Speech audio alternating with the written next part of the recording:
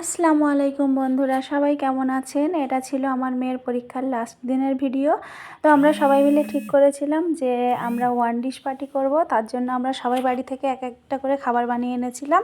তো আমরা 11 জন, 11 রকমের আইটেম এখানে আছে। যেমন এখানে আছে দেখো পিঠে, দুধে ভেজানো পিঠে, পরোটা, চিকেন কষা, আর এখানে আছে ডিম সেদ্ধ, আর তার সঙ্গে আছে দই, আর আছে স্যালাড, তার সঙ্গে আছে এখানে জয়নগরের মোয়া, চিকেন ললিপপ, আর এখানে আছে পেয়ারা, আর আছে কমলা লেবু, মৌসাম্বি, আপেল, আর এখানে আছে আঙুর, আর তার সঙ্গে দেখো এখানে আছে মিষ্টি 2 রকমের, কালাকাঁদ ছিল আর রসগোল্লা ছিল।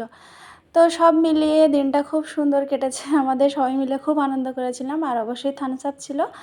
তো দেখো স্কুলের বন্ধুরা যেন কোথায় হারিয়ে গেছে, যদিও তাদের সঙ্গে কথা হয়, যোগাযোগ আছে, কিন্তু এই যে 2 বছর মেয়েকে স্কুলে দেওয়ার পরে এই যে নতুন করে বান্ধবীগুলো পেলাম, সবাইকে নিয়ে আমরা খুব খুব আনন্দ করি।